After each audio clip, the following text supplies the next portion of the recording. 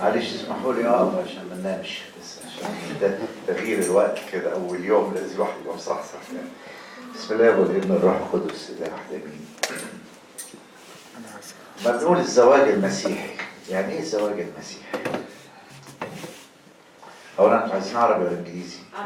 طيب هو السلايدز مكتوب بالانجليزي عشان اللي ما يفهمش قوي حاجه تساعد يعني، بس هتكلم عربي. ليه زواج مسيحي؟ اشمعنى؟ هو اي اتنين متجوزين بنقول عليهم متجوزين. ايه الفرق بين الجواز المسيحي والجواز الاخر؟ حد يعرف؟ ايوه الزواج المسيحي ثلاثي، الله والزوج والزوجة. الله والزوج، انت مذاكره كويس مظبوط. يعني الزواج المسيحي ده مثلث فيه تثليث وفيه توحيد، فيه زوج وزوجة واللي بيجمعهم الروح القدس، والثلاثة ما بيجتمعوا بيبقوا حاجة واحدة. ايه اللي بيخلينا نعرف الحكاية دي؟ الزواج العادي طبعا اي اتنين راجل وست بيتجوزوا خلاص متجوزين طبعا. اللي بيخلينا نعرف الحكاية دي انه لما ربنا خلق الانسان خلقه على صورته ومثاله. يعني قال ايه؟ نخلق الانسان كصورتنا ومثالنا وخلقهم ذكر وانثى، وقال من اجل هذا يترك الرجل اباه وامه ويلتصق بامراته ويكون الاثنان جسدا واحدا. بعدين بقى الجسد المسيح بقى وضحها اكتر، وما جمعه الله. يعني في واحد هو اللي بيجمع الزوج والزوجة ويخليهم جسد واحد. ما جمعه الله لا يفرقه إنسان. طب ما دي واحد، دي صورة الثالوث، الآب والابن والروح القدس إله واحد، زوج وزوجة والروح القدس إله واحد، أو وحدة واحدة، بلاش نقول عليها إله. عشان كده ما تضحكوش لما أقول لكم فعلا لما بيلاقوا جوازة كويسة يقولوا عليها إيه؟ سبحان اللي جمع. سبحان اللي جمع فعلا، يعني دي كلمة مظبوطة إن ربنا جمعه. وعلى فكرة قداسة البابا توادرس ليه قول كده مشهور دلوقتي لما بيجيبوا له حالات ناس بقى يعني حاجات مش حلوة كده وبيدي حكم بالانفصال بينهم أو التطليق أو الكلام ده، ويقولوا له سيدنا يعني هو مش ما جمعه الله لا يفرقه الإنسان. فيرد عليهم الرد المشهور بتاعه يقول لهم ايه؟ وانتوا شايفين ان الجوازة دي ربنا هو اللي جمعها؟ ربنا اللي جمعها. ايه فرق كبير جدا، فرق كبير جدا زي ما هنشوف. الجوازة التانية اللي هي فيها مشاكل ويقولوا يعني جوازة بيسموها جوازة البطيخة. عارفين جوازة البطيخة؟ يعني يقول لك الزواج ده زي البطيخة، والبطيخة مرات تطلع حمراء ومرات تطلع احنا دلوقتي بنتكلم على التحديات اللي بتقابل الزواج المسيحي عموما، يعني مش الزواج، لا الزواج المسيحي. احنا حطينا فيه 7 تحديات هنا. اول حاجة تحدي الايجو، عارفين الايجو؟ كبرياء الانسان. التحدي الثاني تحدي صغر النفس. التحدي الثالث تحدي جهاز العقيدة اللي بيحكمني وبيحكم تصرفاتي. التحدي الرابع اللي هو تأثير الخارجي علينا. التحدي الخامس تحدي النيجاتيف، يسمون viewing of the other، اللي هو السينيسيزم، ان انا دايما اللي انا يعني بلخصه يقولوا عليه كده تحدي، معلش بستعمل كده حاجات تقربنا. سمعتوا حاجه اسمه تحدي سعد باشا؟ سعد باشا قال ايه؟ اوعوا تقولوا الكلمه دي. عارفين ليه؟ احنا بنقولها كتير واحيانا بنقولها بهزار، بس في الواقع كلمة خطيرة، كلمة ما هيش مسيحية. هنشوف إلا في حاجة اسمها ما فيش فايدة، سينيسيزم. التحدي السادس اللي هو إن أنا يائس من نفسي، بغلط كتير. والتحدي السابع اللي هو طبعا الانفصال عن المسيح. الانفصال عن المسيح. أنا يعني لو أنا بصيت في السبع تحديات دول هقول يا ترى أنا فين من دول؟ هل أنا عندي كبرياء عميني سيلف برايد، ولا عندي صغر نفس مموتني؟ الكبرياء ده بيعمي، مخليش الإنسان يشوف، لأن الإنسان اللي عنده كبرياء مش شايف غير نفسه، مش شايف الآخر. وحتة مش شايف الآخر جوه الجواز يا أحبائي حتة خطيرة. عارفين ليه؟ لأن الزواج المسيحي ده أبسط مبدأ فيه هو الحب. هو ليه احنا بنسمع بره الناس بتتطلق؟ المجتمعات اللي احنا عايشين فيها دي نسبة الطلاق يقول لك وصلت ل 60 ويمكن 70% دلوقتي. ودلوقتي سهل قوي ساعة لما بيجوا يتجوزوا يروحوا حاطين عقد طلاق. تصدقوا؟ يعني ايه؟ بنتفق لما هنتطلق مين هياخد ايه ومين مش هياخد ايه. نتفق على الفلوس وكده. وطلعوا لنا بدعة اسمها البرينوبتي ولا برينوبتشال اجريمنت، ان الواحد يمضي شريك الحياة لما نتطلق مالكش حاجة عندي او مالكيش حاجة عندي. فده كل ده ذات. تحدي صغر النفس خطير جدا، لانه صغر النفس ده احنا نقول ايه الفرق بين صغر النفس والاتضاع؟ فرق كبير جدا. صغر النفس الفوكس بتاعت الانسان والتركيز بتاع الانسان على نفسه، بس بدل ما يبقى كبرياء يبقى صغر نفس. والصراحة بيني وبينكم صغر النفس ده فيه حتة كبرياء، بس واخد شكل ايه؟ شكل كده يعني. لكن طول ما انا عمال اتكلم انا غلبان وانا وحش وانا مش دعوه كلمة ايه بقى؟ رجعنا لحتة الانا اللي هي الايجو دي، بس بنقولها بطريقة عكسية وبنضحك على نفسنا، لان الواحد بيفكر ان هو لما يقول انا وحش وانا غلبان وانا لا، خلوا بالكم هنا الفوكس ما تبقاش على الانا بيريود. بعد ما بنتجوز بيبقى عندنا فوكس على الطرف نمرة 2 والطرف نمرة 1 من الطرف نمرة 3. الطرف نمرة 2 ده شريك حياتي، والطرف نمرة 1 اللي جمعني، مش كده؟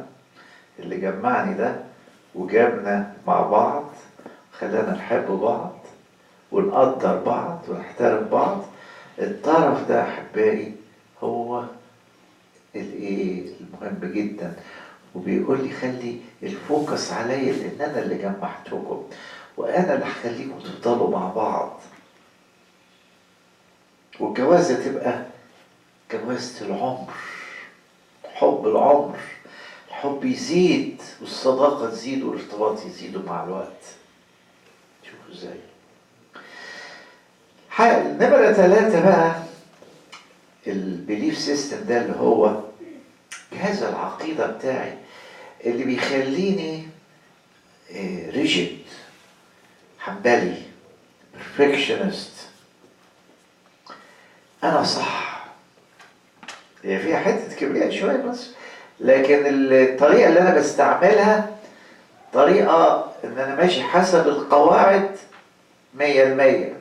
عشان كده يقول لك الاكثر حاجة بتضر الانسان في حياته ازاي الانسان بيبقى ما عندوش حاجة غير كل حاجة لازم تتعمل بطريقة معينة. عارفين كلمة should and must؟ Somebody who doesn't know Arabic at all. I'm sorry. Can we mix? Okay. Sorry. أنا سألت الأول. That's okay. When your belief system is all about shoulds and musts. طب انتوا فاهمين انجليزي؟ You don't understand? بس أنا أقول بعد شوية هتقولوا لي. Should and must, should and must. I have to, have to, should, must. Someone said that, I think he was one of the psychologists who passed away a few years ago. His name was Albert Ellis. He developed something called rational emotive therapy and said that anyone who always uses should and must and have to would be miserable. He said that this is the source of misery because it leads us into becoming so rigid with each other, so perfectionist. If I believe that this bottle of water should be put here, and you, the other party, say, no, it should be put here, we are going to fight at one point, you know. So, this is about my belief system. In marriage, I need to understand your belief system, my other's belief system. I need to understand how to meet in the middle, because successful marriage is about two individuals walking half distance to meet in the middle. But if I am rigid, I'm not going to move half distance, just only 1/4, 25%. And then the other would have to walk 75% to meet with me. But that person, that party who walks, اللي بيمشي 75% of the distance, what will happen to him or to her? Get tired after a while. That's how marriages may suffer later on, because one or the other is rigid with shoulds and musts. External influences, of course, you understand external, but what is the most dangerous external influence after marriage? Laws. Huh? And laws. No, not the laws, actually. Not the in-laws. My own family. My parents. My extended family. Brothers, sisters, cousins. My old friends. My old life. Because in marriage, there is something called a new start. Once we get married, we turn over that page of the past with all of it. And we separate. And the Bible is clear about that. A man shall leave his father and his mother and be joined with his wife into one flesh. The same will be said to the wife. You shall forget your father's household. انسي شعبك وبيت أبيك. Forget your people. So those external influences can damage my marriage one way or the other. Cynicism, as we said, Saad Basha قال, the cynicism means that I don't believe that there will be any value coming from the other, any change, anything good. You know, I lost faith in my other party. Believe it or not, many of us over the time, you know why? And we'll see the why. Because after you get married, you will start to realize things were not as much or as exactly as you had expected before you got married. Then you will be shocked. And then you'll start to develop some new attitudes by saying the other will never change. Will never. مفيش فايدة. And then repeated failures and loss of hope. Like this is a great, barrier actually to change myself. I need to work on myself, not on the other. You can never change the other. And the other, believe it or not, your spouse shall change if you yourself change. لو أنا أتغير، جوزي يتغير، مراتي تتغير، وعيالي يتغيروا. ده حقيقي. It starts with me. But this is the challenge. Because it's always easier to blame it on the other rather than to ask myself to change. أسهل حاجة. And that's how we even, with raising your children, when you raise your children, there is a rule saying, if you find a problem with your child, look at the source of problem within you as a parent. ده حتى كده في العيادات in therapy, family therapy, they ask us if some parents come with a child and say, my child has a problem. You as a therapist, as a counselor, need to look for the problem first among the parents. شوف المشكلة جوه كله. The repeated failures and loss of hope. You never give up on changing myself.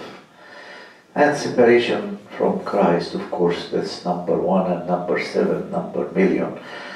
It's behind all failures.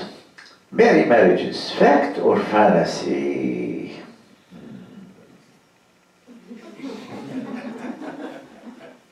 What do you think? A truth or an illusion? وهم ولا حقيقة؟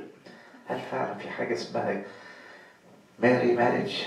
You know, when we go to a wedding and bring some flowers or gifts or cars, everything is connected to happy marriage, best wishes of happy marriage, merry marriage. So, merry marriage is a fact or an illusion. That's the reality or a dream. Love never fails. Love is as strong as what? As death. This is love. That's why in marriage we stay married until we die.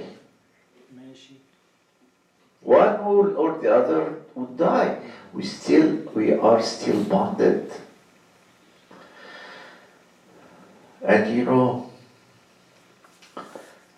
human scientists in general said the following. If you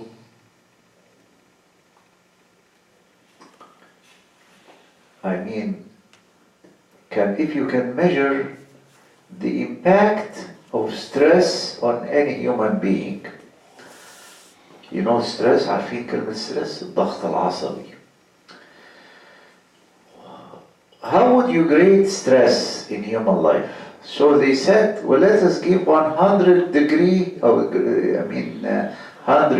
points, 100%, to the highest level of stress.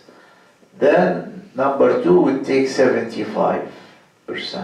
Number 3 would take 50%. And then 40, 30, 20, 25, whatever. So what would be the worst stress in any human life that would take 100%? Guess what? The death of a spouse. Death, the loss of a spouse. This is the hardest and the most tough, the toughest stress on any of us. Guess what's number 2? 75. Anybody can guess? Son or daughter? Son or daughter? Many people think that. No, it is divorce and separation. Divorce and separation would take 75 out of 100. To that extent, yes. Because when we are bonded together into one flesh, through the Holy Spirit, the work of God, this bond is as strong as death. Many waters cannot quench love. That's Song of Songs. Song of Song. The loss of a child takes 50 out of 100. It's hard, very hard, but not like divorce and the loss of a spouse. Common wisdom says it's a fantasy. Why fantasy? The big barrier, we are different in many ways. And that's one of the hardest challenges. My expectations when I get married, because we are so overwhelmed, not blinded, overwhelmed with love when we get married. We are in love. We are so eager to live together, to become one flesh, to lead a happy life and raise children. Dreams and dreams and expectations. But once we get married, wow, he's not the same like I had imagined. She's not the same like I had expected. So, this is a barrier. Different expectations. Before you get married, what had you expected from each other? And you know, this is a question about reality orientation. Like we all, human beings, like to imagine, to fantasize, to expect something that's far from reality. I don't say illusion. Yeah. But كلنا بنعيش في الأوهام دي قبل ما نتجوز. Once we get married, it's a different story. Yeah. And then I have to deal with reality. He is not perfect. She is far from being perfect. And so on. What should I do? No wonder why our children now don't like to get married. You know, we have a problem in our churches. We have so many young men and ladies in their 20s, 30s, maybe 40s. And they are so shy, so worried about getting married because of that. Not because they don't like to get married, but because they live a life of imagination, unreality, fantasy, and they say actual marriage will end up with problems. That's what's going on around me. I have a brother, I have a sister, I have a cousin, I have a relative, I have a friend. They are no more married because of what happened, because of what because of the fighting and all that stuff. So why should I put myself in that kind of problems? A perfect marriage is just two imperfect people who refuse to give up on each other. I love this one. Because this is about reality in marriage. Two imperfect people who refuse to give up on each other.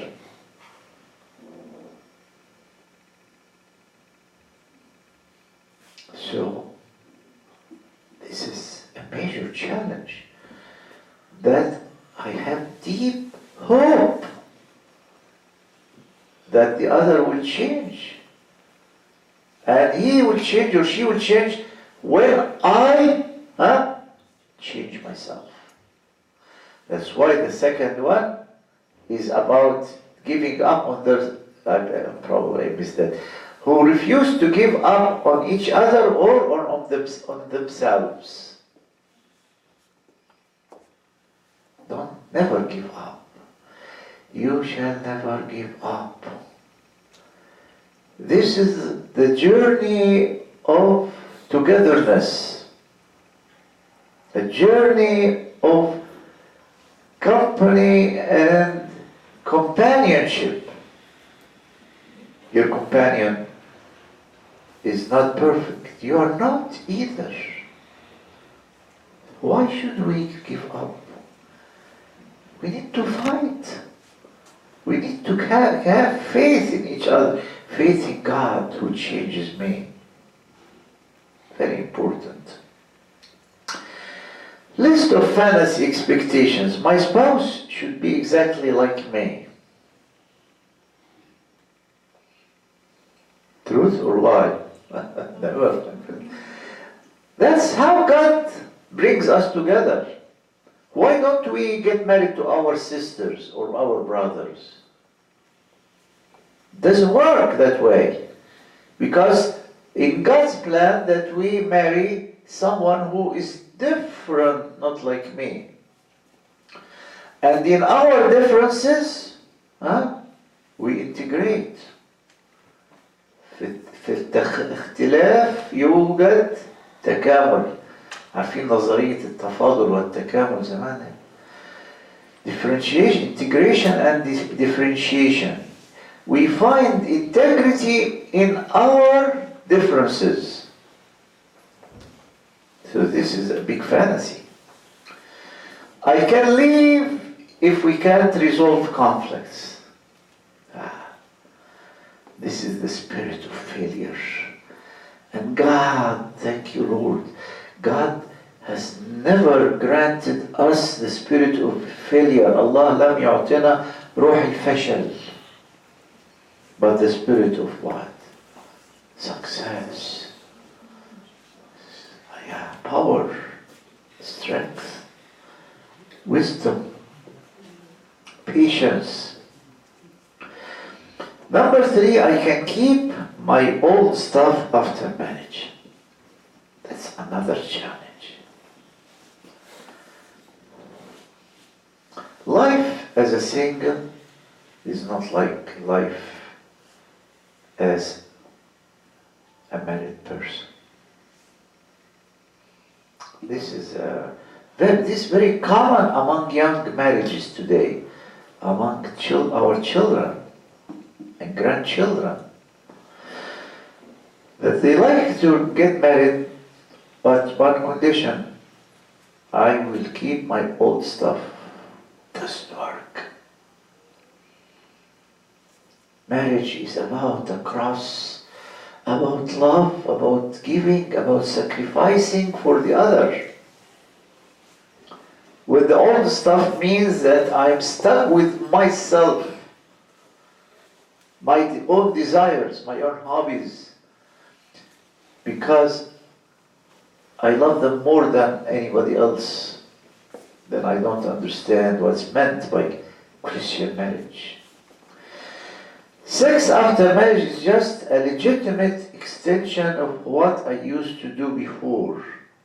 Our understanding of intimacy and sexual life after marriage should be according to the Bible. Sex after marriage is not like an extension of what I used to do before marriage. No. Before marriage, any kind of sexual behavior is about me, about gratifying me, myself, about meeting my own desires, my own lusts. That's why sex before marriage is selfish. Because all what I seek is meeting my own needs, sexual needs, regardless. After marriage, no. Marriage bed is holy, undefiled, it's pure. And in that bed, we give ourselves to each other. Because sex after marriage about giving, not receiving. But when I give myself sexually to the other party, mutually, both of them will enjoy that, will find gratification and satisfaction. That's the Christian understanding of intimacy and sexuality in marriage. That I love to please my spouse.